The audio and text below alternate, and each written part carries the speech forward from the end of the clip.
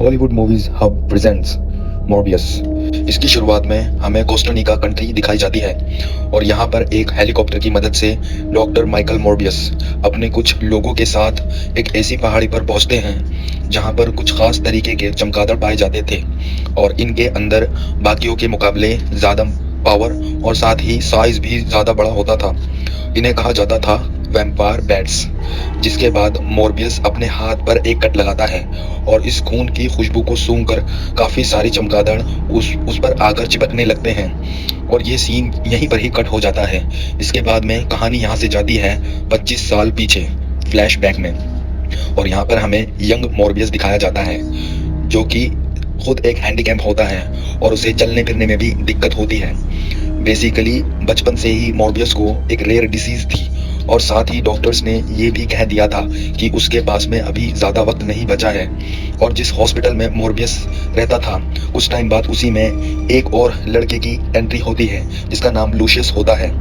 इन दोनों की मुलाकात के बाद इन दोनों में काफ़ी अच्छी दोस्ती हो जाती है और यहीं पर मॉर्बियस उसे माइलो नाम देता है।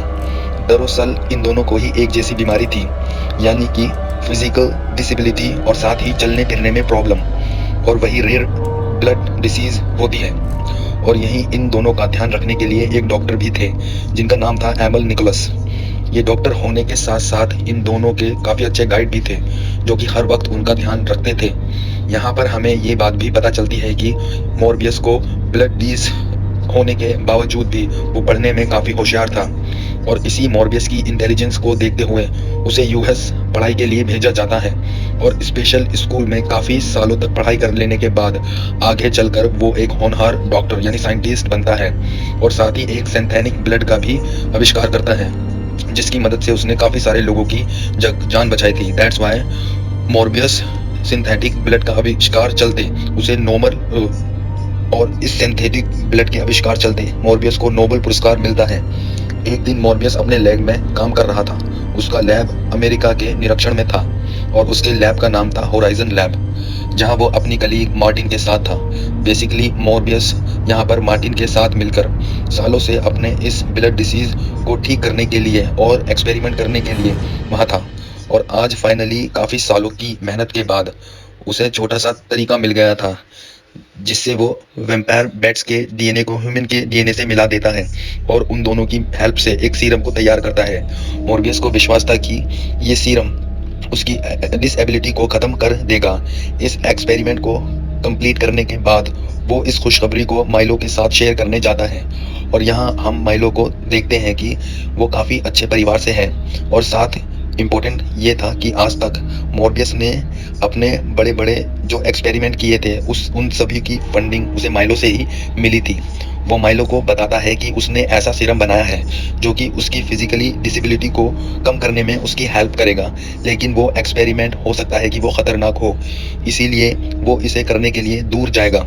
जिसके बाद में सीन शिफ्ट होता है इंटरनेशनल वाटर में जहां पर एक शिप की मदद से मॉर्बियस मार्टिन के साथ साथ कुछ किराए के गुंडे भी अपने इस एक्सपेरिमेंट को पूरा करने के लिए ले जाता है और समुद्र के बीच में वो वक्त आ चुका था जब माइलो अपना एक्सपेरिमेंट अपने ऊपर करने वाला था जहां पर मार्टिन उस सीरम को मॉर्बियस की बॉडी में इंजर्ड करती है, लेकिन यहाँ पर तो उसका उल्टा ही रिएक्शन होता है। धीरे धीरे इंसानों वाली बॉडी अब एक भेड़िए में बदलने लगती है। मॉर्बियस की पूरी तरीके से हालत ख़राब होती है और यहीं पर मॉर्बियस ह्यूमन से एक वैम्पायर में कन्वर्ट हो जाता है। ये पूरा का पूरा प्रोसेस काफ़ी ज़्यादा पेनफुल था और हर जगह उथल पुथल मच चुकी थी। इसी वजह से वो सारे लोग अलर्ट हो जाते हैं अपनी बंदूक लेकर और जब मॉर्बियस उनके सामने आता है तो ये सारे उसे देखकर डर जाते हैं और उल्टा उसी के ऊपर फायरिंग शुरू कर देते हैं। इस वक्त वैम्पायर बना मॉर्बियस बिल्कुल भी अपने कंट्रोल में नहीं था।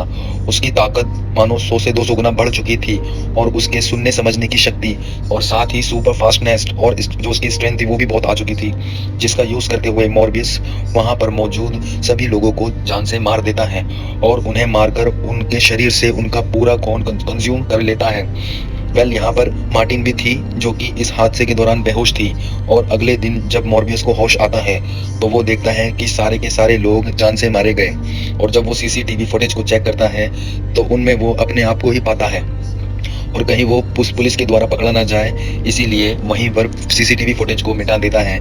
लेकिन उसकी बेस्ट फ्रेंड मार्टिन को इलाज की ज़रूरत थी, इसलिए जब वहाँ पर पुलिस आती है इन्वेस्टिगेशन के लिए तो मार्टिन को अपने साथ ले जाती है। लेकिन मोर्बियस कहीं पकड़ा ना जाए, इसलिए वो पहले ही वहाँ से भाग जाता है।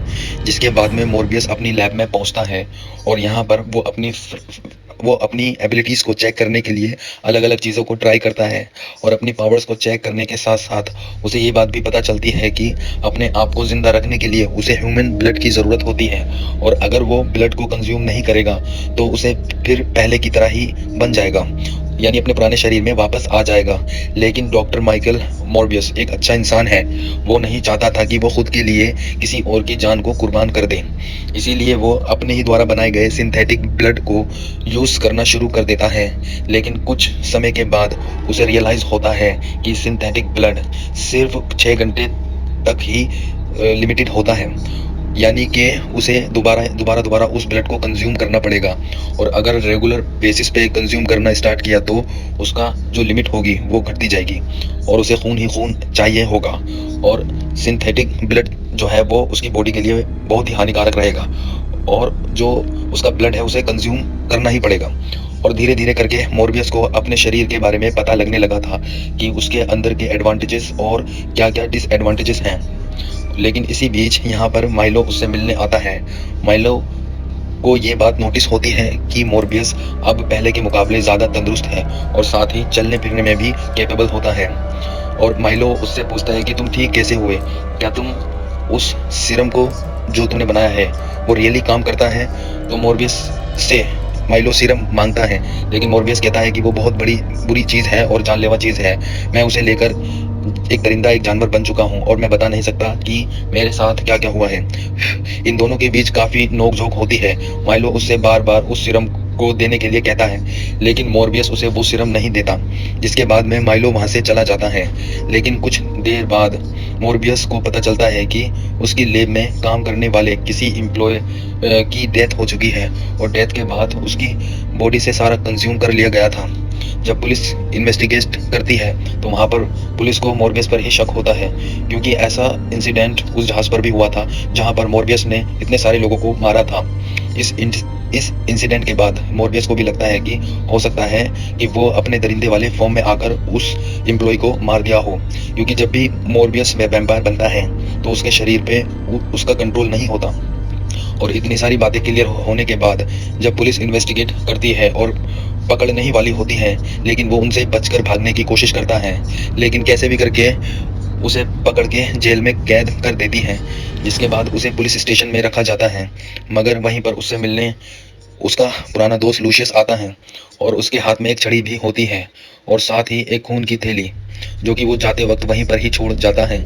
जिसे देखकर मोर्बियस को क्लियर हो जाता है कि कहीं ना कहीं लूशियस ने भी वही सीरम इंजेक्ट किया है, जिसके कारण वो अपनी बॉडी को पूरी तरह से रिकवर नहीं कर पाया।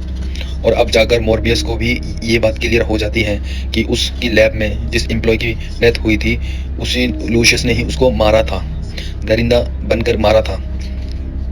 और लूशियस ने खून की भूख को मिटाने के लिए और भी बहुत लोगों को ना मार डाले, इसलिए मोर्बियस जो जेल तोड़कर वहाँ से भाग जाता है। यहाँ से निकलने के बाद मोर्बियस अपने बेस्ट फ्रेंड्स लूशियस से मिलता है कि तुम अब दरिंदे बन चुके हो। वो उसे समझाने की कोशिश करता है और कहता है कि वो उसकी मदद कर सकता है, लेकिन लूशियस उसकी एक बात भी नहीं मानता, और बल्कि उसके सामने जो भी आता वो उसे जान से मार देता। तभी लूशियस अपने फ्रेंड मॉर्बियस को एक ऑफर देता है, कहता है कि हमारे पास में एक ऐसी ताकत है जो दुनिया में किसी और के पास नहीं है। अगर हम दोनों मिलकर काम करें तो ना जाने क्या क्या हम कर सकते हैं। लेकिन मॉर्बियस उसका साथ नहीं देता। लूशियस चाहता था कि वो उसके साथ मिल जाए, लेकिन अब जो उसे पता चल गया था कि उसकी ख्वाहिश पूरी नहीं होने वाली, तो वो हर उस कोशिश में लग जाता है जिससे कि मॉर्बियस पुलिस के हाथों पकड़ा जाए या फिर ख़त्म हो जाए। और वो धीरे धीरे करके ऐसे कोई इंसिडेंट भी करने लगता है, लेकिन ये बातें अब मॉर्बियस तक भी पहुंच जाती हैं। इसीलिए वो अपने लैब में जाकर एक ऐसे सीरम को बनाता है जिसको शरीर में इंजेक्ट करने के बाद वो शरीर अपने पहले वाले फॉर्म में वापस आ सकता था, और इसका यूज़ मॉर्बियस लूशियस पे करने वाला था। वहीं दूसरी तरफ लूशियस अब और भी ज़्यादा ब्रूटल हो चुका था, क्योंकि उसने इंसानों का ब्लड पी पी कर अपने आप को और भी ज़्यादा ताकतवर बना लिया था। लोगों को जान से मारने की भूख उसकी यहाँ पर भी खत्म नहीं होती, इसीलिए वो अपने ही डॉक्टर को मार देता है और साथ ही मार्टिन को भी घायल कर देता है। जब मॉर्बियस वहाँ पर मार्टिन को बचाने के लिए पहुँचता है तो उस वक्त वो खुद भी काफ़ी ज़्यादा कमज़ोर था और मार्टिन भी घायल थी, लेकिन लूशियस ताकतवर था। इसके पीछे रीज़न था कि मॉर्बियस का जो सिरप था, सिंथेटिक ब्लड था, उसी का ही उसने यूज़ किया था, जबकि लूशियस ने ह्यूमन ब्लड पर जिंदा था और उसमें ज़्यादा पावर थी। यहाँ मार्टिन मॉर्बियस को कहती है कि उसे लूशियस को रोकना ही होगा, अगर उसने ऐसा नहीं किया तो वो पूरे शहर पर हमला कर देगा और हर किसी को मार देगा, और अगर तुम्हें लूशियस से लड़ना है तो तुम्हें ह्यूमन ब्लड को कंज्यूम करना ही होगा। इसीलिए वो मॉर्बियस से कहती है कि तुम मेरा ब्लड कंज्यूम कर लो और अपने आप को ताकतवर बनाकर उसकी कहानी यहीं ख़त्म कर दो। और ना चाहते हुए भी मॉर्बियस मार्टिन का ब्लड कंज्यूम कर लेता है ताकि वो लूशियस से लड़ पाए। वहाँ पर हमें दोनों योद्धा दिखाए जाते हैं और इन दोनों में एक तगड़ी शानदार फाइट दिखाई जाती है, लेकिन लूशियस की हेल्थ और साथ ही उसकी स्ट्रेंथ मॉर्बियस से ज़्यादा तगड़ी थी, इसलिए वो हर बार मॉर्बियस को बीट कर रहा था। लेकिन इसी बीच मॉर्बियस को ये बात पता चलती है कि उसके पास में एक और स्ट्रेंथ भी है, जो कि था बैट्स के साथ में बात करके, कम्युनिकेट करके उन्हें अपने लिए काम करवाना और दूसरे को मरवाना। बैट्स की मदद से मॉर्बियस लूशियस के ऊपर एक दमदार अटैक करता है और लूशियस वहीं पर गिर जाता है और फिर उसके करीब आकर अपना बनाया सीरम उसकी बॉडी में इंजेक्ट कर देता है, जिसे इंजेक्ट करने के साथ ही लूशियस जान से मारा जाता है और मॉर्बियस वहां से चला जाता है। और अगले सीन में हमें मार्टिन दिखाई जाती है, जो कि पहले अधमरी हालत में थी, अब वो अपने आप को रिहील कर चुकी है, यानी कि उसके अंदर भी मॉर्बियस जैसी पावर आ चुकी थी। इसका रीजन था लूशियस, क्योंकि उसने उसे अधमरा कर कर छोड़ा था। अगर वो उसका पूरा खून पी जाता तो वो जान से मर जाती, लेकिन वो घायल थी और उसकी बॉडी वैम्पायर बॉडी से और वैम्पायर सीरम से कनेक्ट कर चुकी थी और वो एक वैम्पायर बन चुकी थी। और इसी के साथ साथ ये शानदार कहानी यहीं पर ख़त्म हो जाती है। इस मूवी के लास्ट सीन में हमें दिखाया जाता है कि आसमान में हमें वही सीन दिखाया जाता है जो कि हमने दूसरी यानी स्पाइडरमैन की मूवी में देखा था। तो गाइस प्लीज़ सब्सक्राइब करें चैनल को और लाइक करें, शेयर करें और कमेंट्स में बताएं कि आपको ये मूवी कैसी लगी। Thank you.